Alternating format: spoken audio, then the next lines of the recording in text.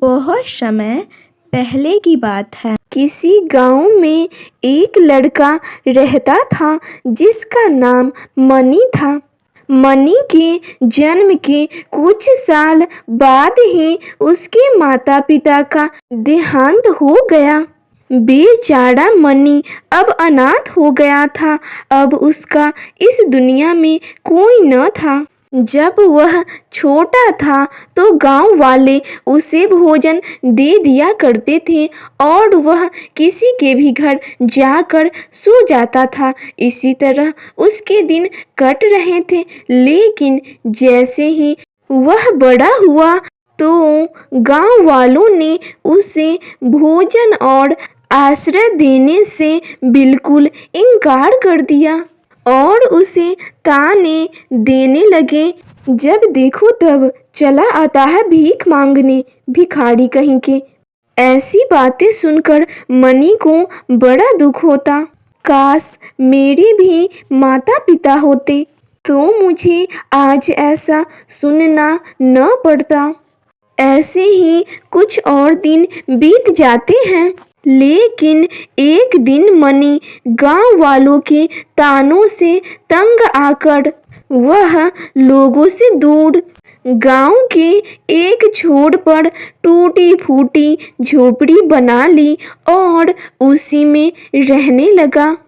दिन भर वह खेतों में काम करता और शाम को खुद ही खाना पकाकर झोपड़ी में पड़ा रहता। इसके अलावा उसका गांव वालों से कोई और नाता भी नहीं था। अगले दिन भी मनी रोज की तरह खेतों में काम कर रहा था। तभी उसने कुछ लोगों को बातें करते सुना कि तुम्हें पता है, गांव में एक भयंकर राक्षस ने उत्पात मचा दिया है। वह राक्षस सांझ ढले गांव में आता है और पशुओं को मारकर खा जाता है। ये सब सुनकर मनी डर जाता है और अपनी झोपड़ी में चला जाता है। इधर गांव वाले उस राक्षस की खोज में रात दिन एक कर देते हैं और अंत में उन्हें उस राक्षस का पता चल ही जाता है। फिर योजना अनुसार सभी गांव वाले अपने अपने हथियार लेकर पशुओं के बाड़े में छिप जाते हैं और जैसे ही राक्षस वहां पहुंचता है वे लोग धीरे धीरे आपस में बातें करने लगते हैं। तो राक्षस सावधान हो जाता है और आहट पाते ही भाग निकलता है। सारे गांव वाले एक दूसरे को दोषी ठहराने लगे। फिर किसी तरह से झगड़ा खत्म हुआ। ऐसे ही कुछ और दिन बीत जाते हैं। एक बार फिर गांव वालों ने राक्षस को घेरने का निश्चय किया। इस बार जब राक्षस आया तो सारे गांव वाले बिना आवाज किए ही बाड़े में पहुंच गए। अपने चारों ओर गांव वालों को देखकर राक्षस भागना चाहा किंतु असफल रहा। फिर राक्षस ने अपनी जान बचाने के लिए एक उपाय सोचा। उसने अपना आकार बढ़ाना शुरू कर दिया। देखते ही देखते वह विशाल राक्षस करीब 16 फुट का हो गया। गांव वाले बहुत ही ज्यादा वीर थे। उन्होंने हिम्मत न हारी। वे सभी तलवार, लाठियां और भालों से उस राक्षस को मारने लगे। अब राक्षस दुम दबाकर भाग गया। सारे गांव वाले चिल्लाने लगे, मारो मारो, आज इसे छोड़ना नहीं ताकि फिर न खा सके हमारा पशु।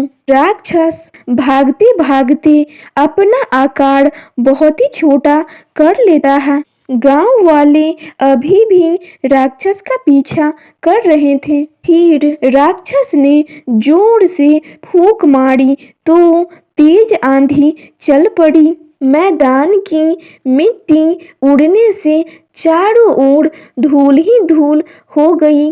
मौका का फायदा उठाकर राक्षस मणि की झोपड़ी में पहुंच गया।